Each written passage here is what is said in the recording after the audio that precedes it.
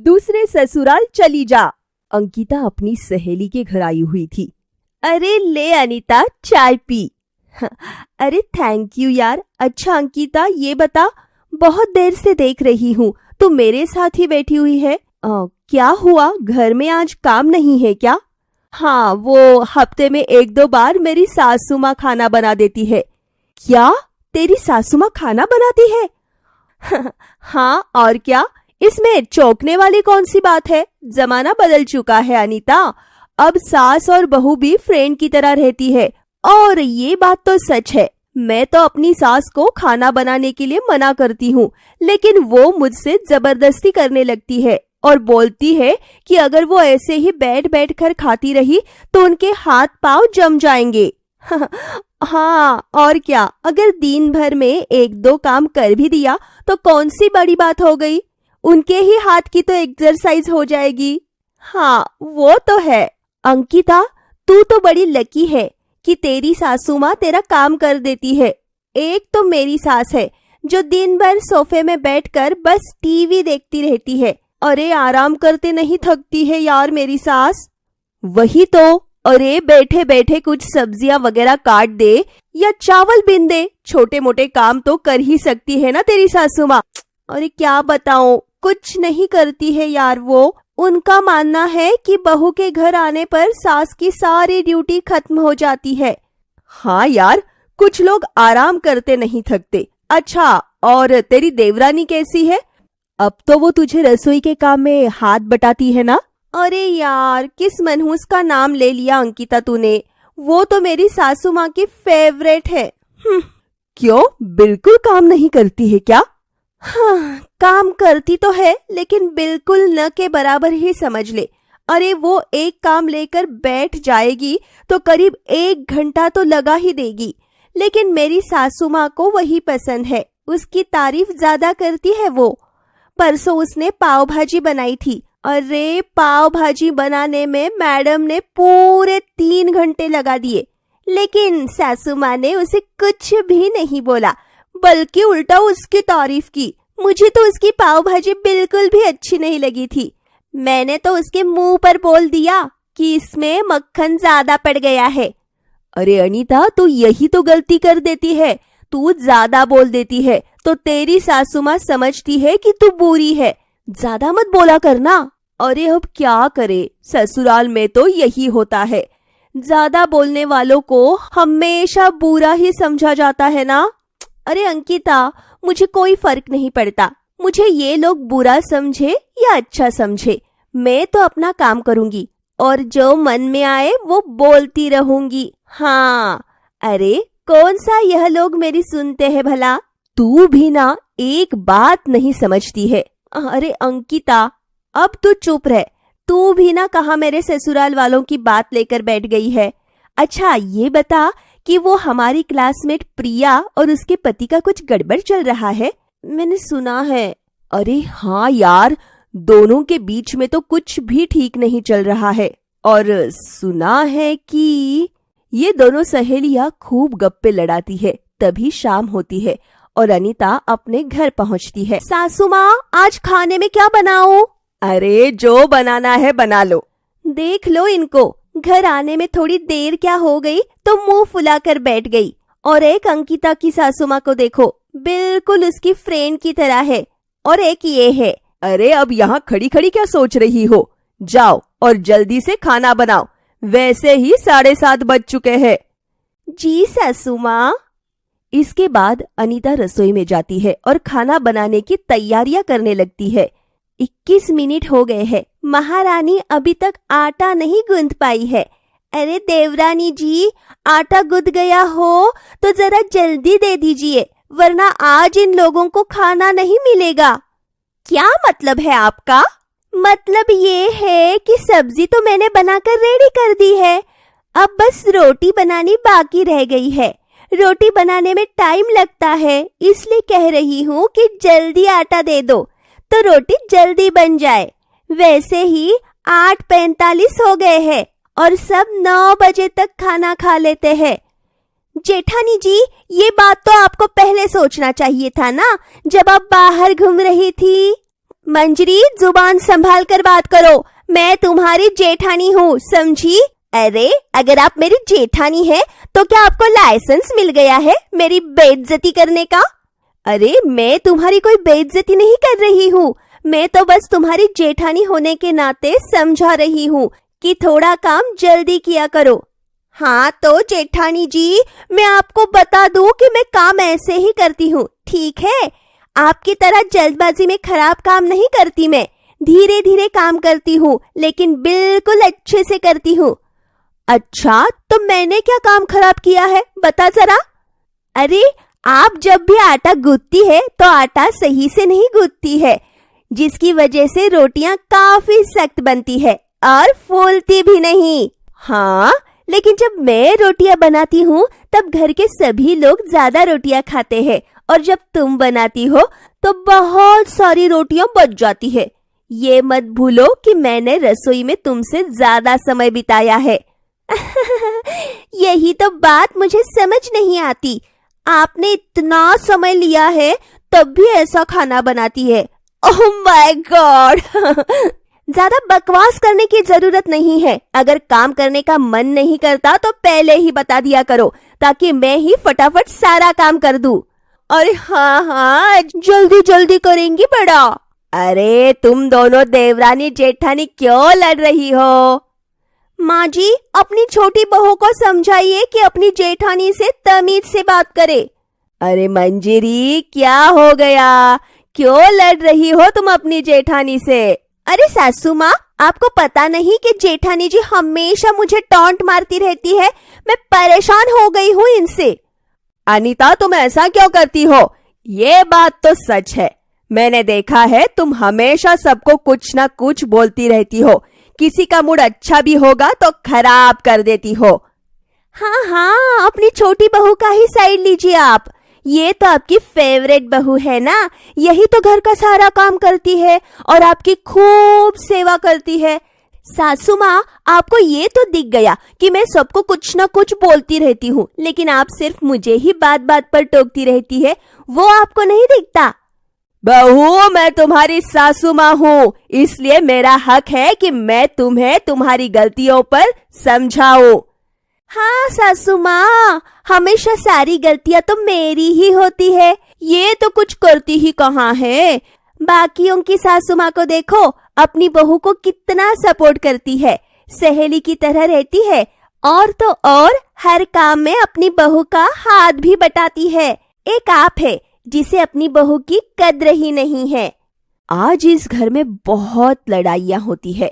इसके अगले दिन देखो तो विशाखा की सासू माँ रोज मंदिर जाती है और भगवान शिव को फूल और पानी चढ़ा कर आती है। एक मेरी सासू माँ है जो उठती ही है 8:30 बजे। अरे अनीता सुनो, ये शर्ट का बटन टूट गया है, जरा इसे लगा देना तो। हाँ निकुंज साहब, अब भी लगाती हूँ। ये तुम कैसे बोल रही हो? एक नौकर अपने मालिक से ऐसे ही तो बोलता है ना साहब। अरे तुम्हें क्या हुआ, लगता है आज तुम लड़ाई के मूड में हो, तुम रहने दो, ये शर्ट का बटन मैं खुद लगा लूंगा। अरे नहीं नहीं साहब, लाइए, हम लगा देंगे इसे। अरे क्या हुआ है, बताओ तो। जी साहब, आज हमारी एनिवर्सरी है और आप ये बात भूल गए, ऊपर से कोई गिफ्ट भी नहीं लेकर आए मेरे लिए। वो कल मेरे ऑफिस में बहुत इम्पोर्टेंट मीटिंग थी, इसलिए मैं भूल गया। हाँ हाँ, शादी के बाद तो बस ऑफिस और ऑफिस की मीटिंग ही दिखती है, और क्या। अरे तुम नाराज मत हो, मैं शाम को कुछ लेकर आऊंगा।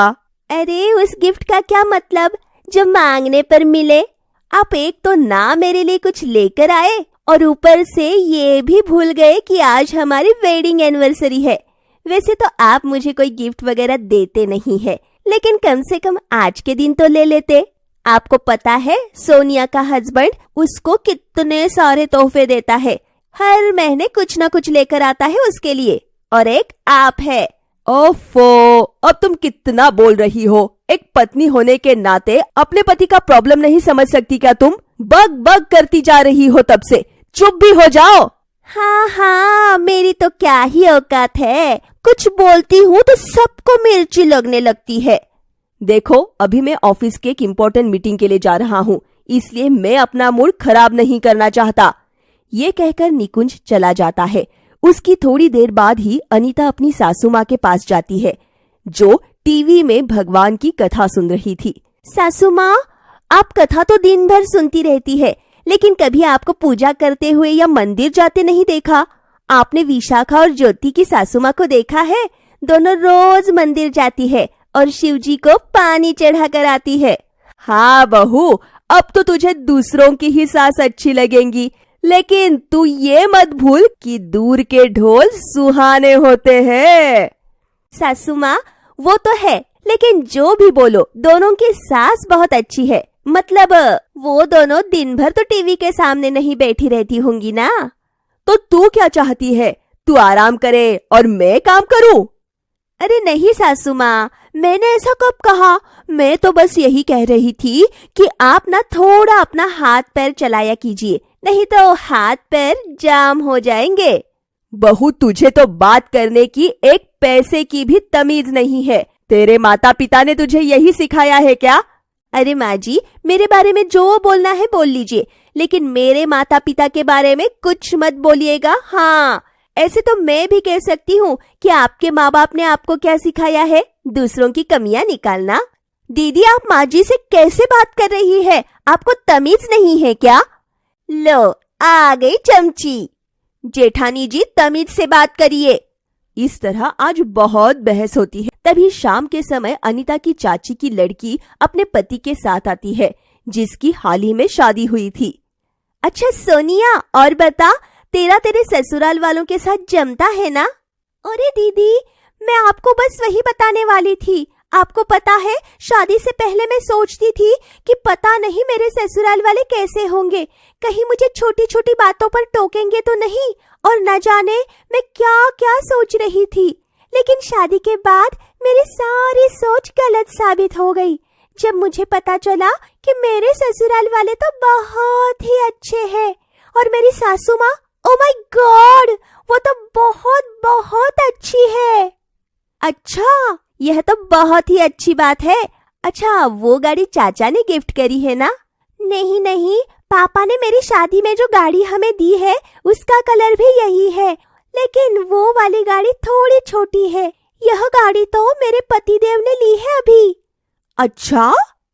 हाँ दीदी, आपको पता है मेरी सासू माँ घूमने की बहुत शौकीन है, इसलिए हम लोग 15 दिन बाद स्विट्जरलैंड जा रहे हैं। वाओ! हाँ दीदी। अनीता बाहर से हंस तो रही थी, लेकिन अंदर से उसे सोनिया से बहुत जलन हो रही थी, क्योंकि सोनिया के ससुराल वाले बहुत ही ज्यादा अच्छे थे। तो इसके अगले दिन जब अनीता बाजार से सब्जी लेकर लौट रही थी। हेलो विशाखा। हेलो अनीता, कैसी हो? बहुत दिनों के बाद दिखाई दी। बाहर भी कम निकलती हो आजकल, क्यों? हाँ विशाखा, क्या बताऊं, इतना काम रहता है ना कि बाहर निकलने की फुर्सत ही नहीं मिलती है। और एक मैं हूँ जो हमेशा बाहर निकलती रहती हूँ। अरे तुम तो लकी हो यार विशाखा, तुम्हारा तो पूरा ससुराल कितना सपोर्टिव है, इसलिए। अरे अनीता, चिंता मत करो, एक दिन तुम्हारे ससुराल वाले भी तुम्हें बहुत सपोर्ट करेंगे। पता नहीं वो दिन कब आएगा। अरे आएगा आएगा, बस तुम इतना निगेटिव मत रहा करो। अच्छा, तो तुम कहीं जा रही हो क्या? हाँ, मेरी छोटी बहन के घर में पार्टी है, तो बस उसके घर जा रही हूँ 3 दिन के लिए। 3 दिन के लिए? तो तुम्हारा बेटा शिवाय 3 दिन रह लेगा तुम्हारे बिना? हाँ अनीता, मेरा बेटा तो मेरे बिना रह लेता है, वो भी बड़े आराम से। एक दिन तो मैं अपनी सासू माँ के पास 11 दिन के लिए छोड़कर गई थी शिवाय को। अरे वाह! हाँ अच्छा अनीता, अब मैं चलती हूँ, जरा मुझे सामान पैक करना है। Okay okay.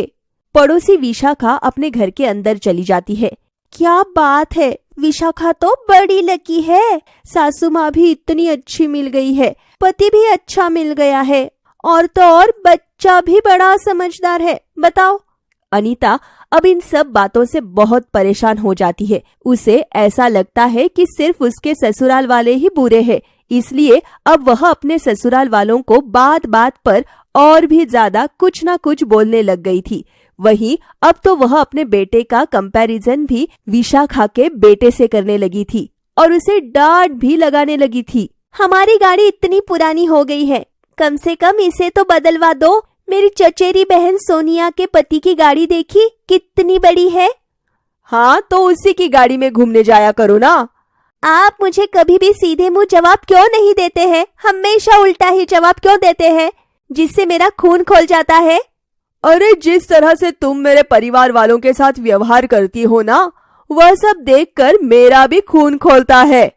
मैं बोलती हूँ क्योंकि आपके परिवार वाले इसी लायक है। अरे औरों के ससुराल को देखो, सब कितने अच्छे होते हैं और मिलकर रहते हैं। अपनी जुबान कंट्रोल में रखोगी तो तुम्हारे ससुराल में भी सब मिलजुल कर ही रहेंगे।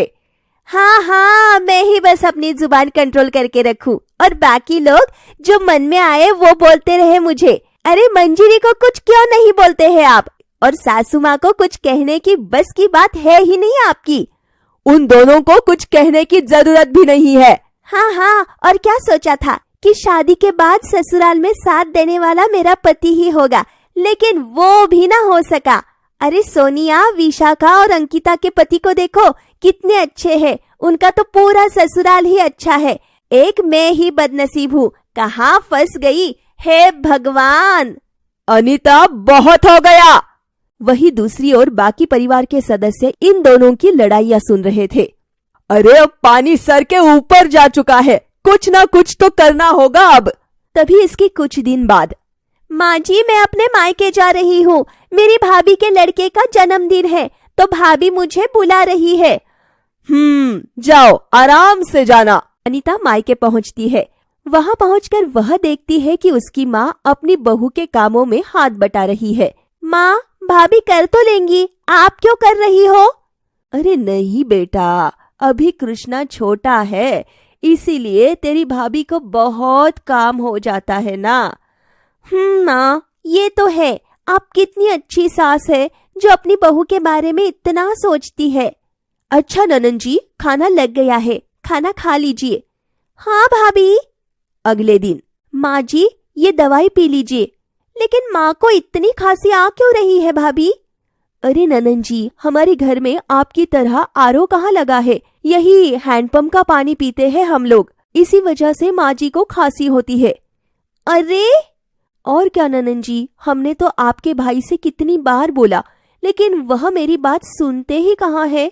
तो मैं भैया से बात करूंगी आज। शाम को अनीता अपने भाई से बात करती है, लेकिन उसका भाई उसकी बात नहीं मानता। मैंने सोचा था कि सिर्फ मेरा ही पति है जो सपोर्टिव नहीं है, लेकिन यहाँ तो मेरे भैया भी ऐसे ही है।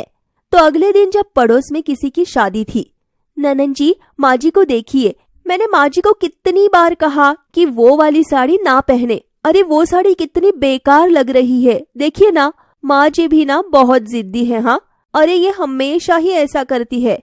अगले दिन, देखो जरा, माँ जी तब से अपनी बेटी के पास बैठकर गप्पे लड़ा रही है, लेकिन ये नहीं कि कम से कम चावल ही चढ़ा दे।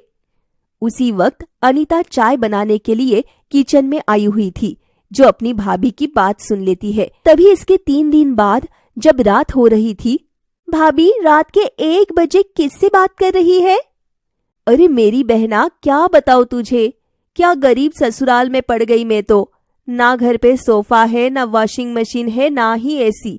और मेरी सासू माँ इतने पुराने ख्यालों की है कि कुछ पूछो ही मत, बार बार पर नियम कानून ही सिखाती रहती है मुझे।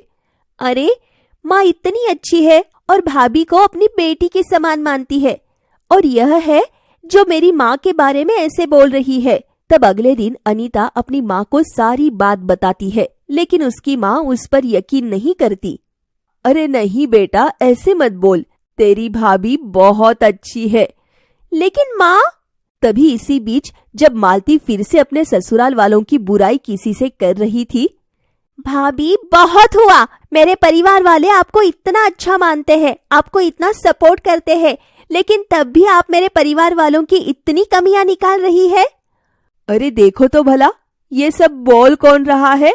अरे ननन जी, मुझे भी आपके ससुराल की पूरी खबर है। मुझे पता है कि आप भी वहाँ यही सब करती है।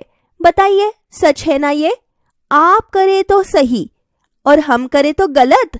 मालती अपनी ननद को बहुत सुनाती है।